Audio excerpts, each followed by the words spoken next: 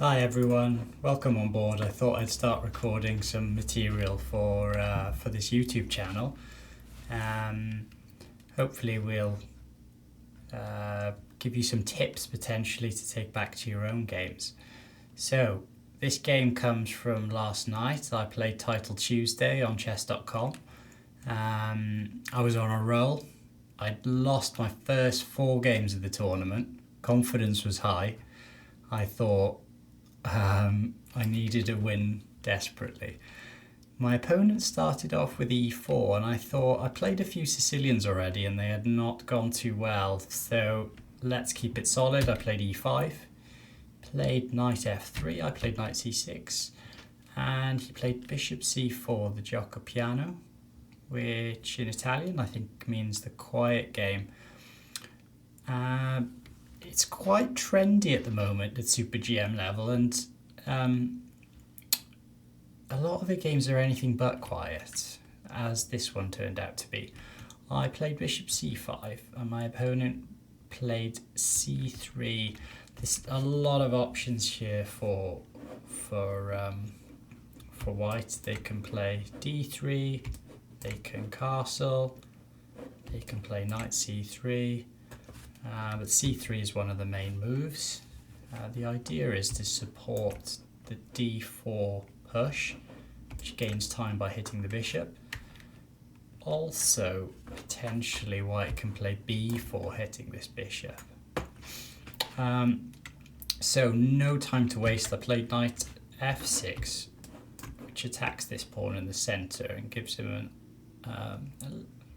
something to think about. Does he want to play d4 and forget about this pawn for a little while, or as he did, he supports it with d3. Now I decided to play a6. This gives my bishop a little bit of breathing room. It can slide back to a7 if required, and you can see it sits there happily in the rest of the game. My opponent commits to castling, which again, for any beginners watching, is a good idea. Get your king safe. The problem is if you castle too early, sometimes that can give your opponent a bit of a target, and I purposely like to delay castling sometimes in this line just to get an attack going. So I played bishop a7, which prophylactically gets this bishop out of the way.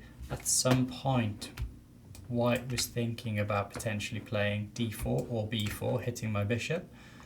So I have dealt with that threat before it's happened. And it gives my opponent a chance to commit more of his pieces to squares, and I can decide how I'm going to develop my king and my bishop based on that.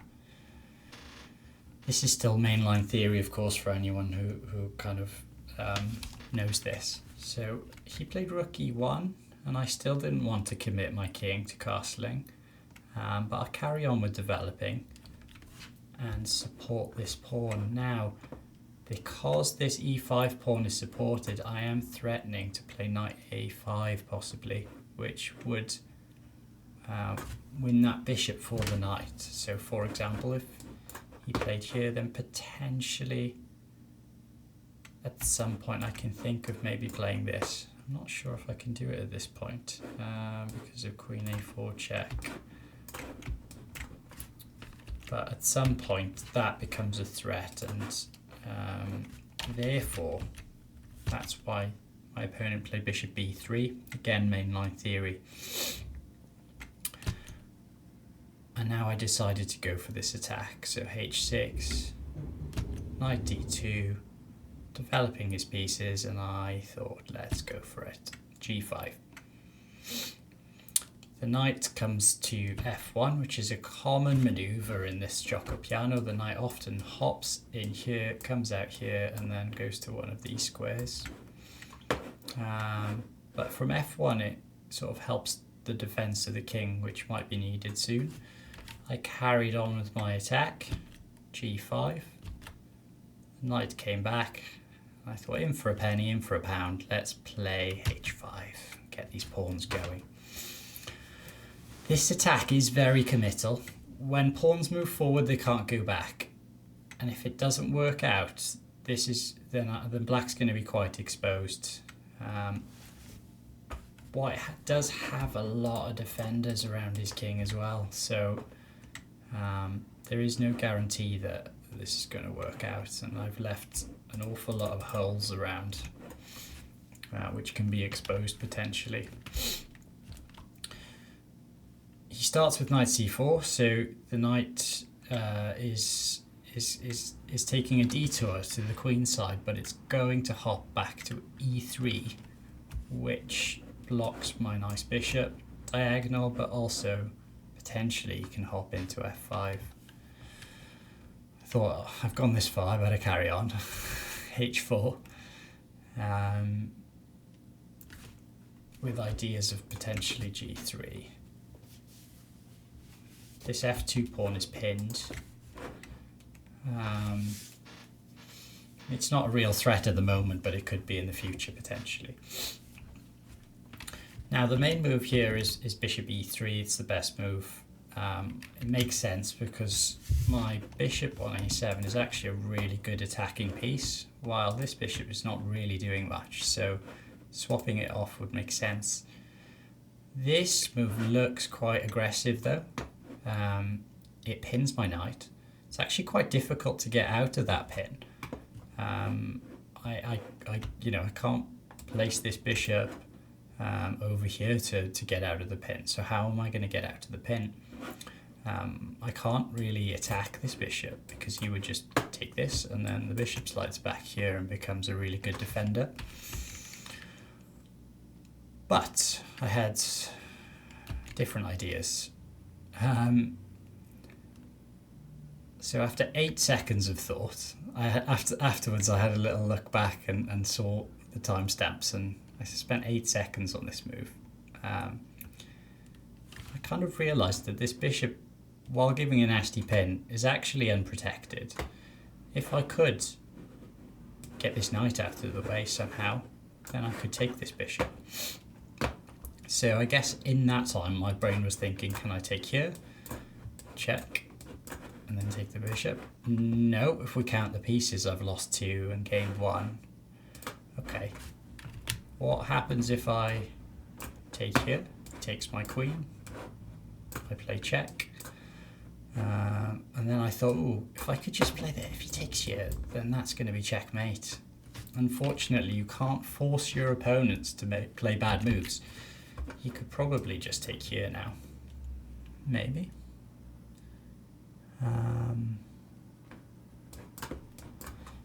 And then he probably just about escapes.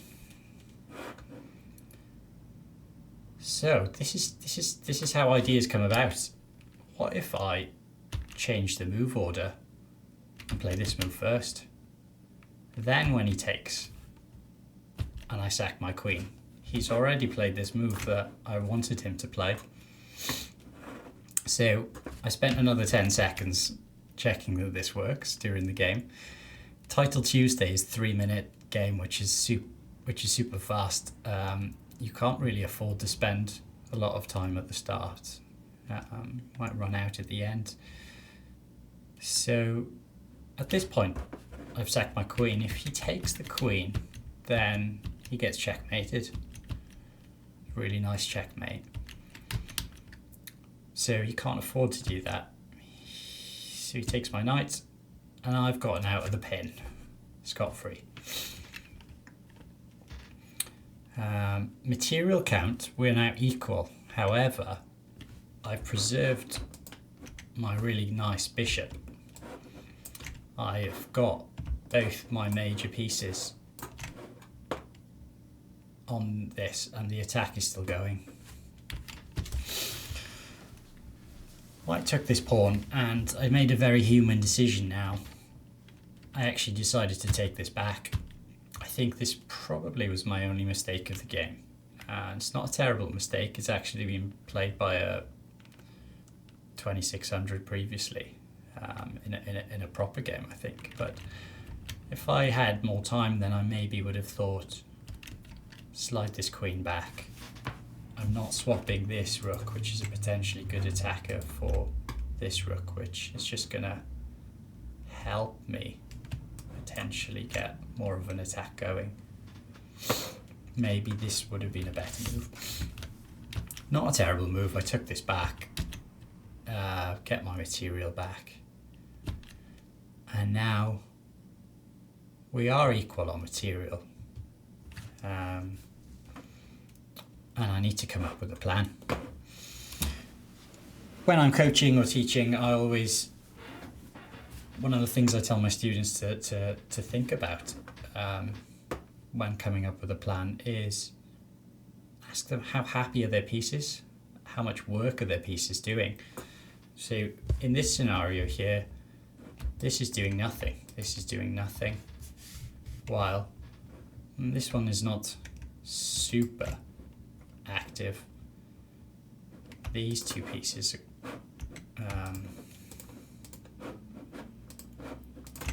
are working pretty hard.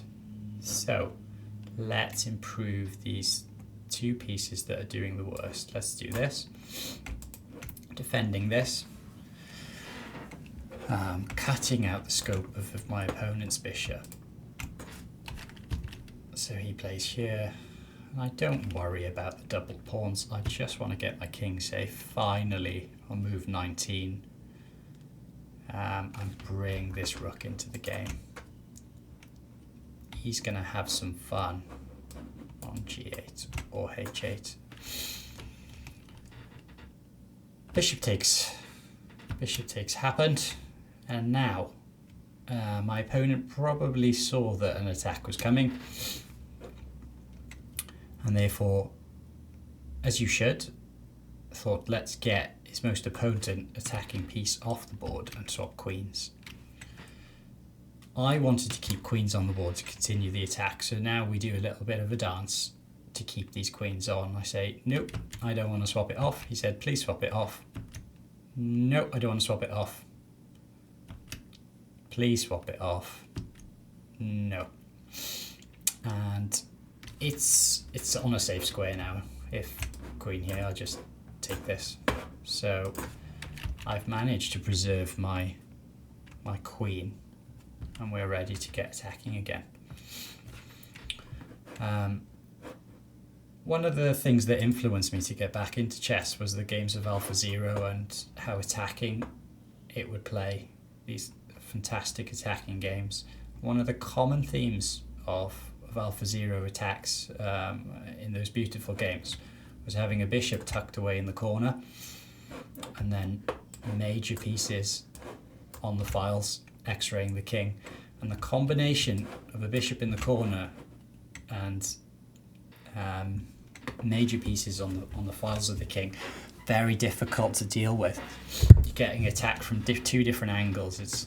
It's really difficult to deal with. If you can add a knight into the equation, which hops in, it's just so difficult for white to sort of deal with all the different directions he's getting attacked from. Knight f3, hoping to shut down the diagonal. Now, again, I had a little chat with my pieces. I said, who's happy, who's not happy? The queen said, I'm quite happy. I'm x-raying this king. Bishop said, I'm very happy. I'm x-raying this king. My rook, my knight, on the other hand, wanted to join the party. Rook h8 comes with the tempo, hitting this queen. Queen f3, and the very subtle threat, queen h1 mate, and attacking that pawn on d3. Double attack, can't do much about it, so he defends against the most important one, and I've won a pawn. We can't rest here, it's only a pawn. I've got double pawns, the endgame wouldn't be trivial. So he thinks, I just want an endgame. Stop attacking me. And I say, no. His rook on a1 is not doing anything. It's passive, it's lazy, and it was threatening to come to h1 to swap off one of my best attackers. So I just shut that down. He played king here. Not the best move, but understandable. He was probably very short of time by now. Now, I said, well then guys, I've won a pawn, but we need to finish this game off. Who's happy? Can I improve any of you? Bishop said, yeah, still happy. Rook and queen said, yeah, still happy. Knight said, I would like to join the party. How about via this route? Knight e7. Queen goes back into a defensive square, and now my knight joins in the attack.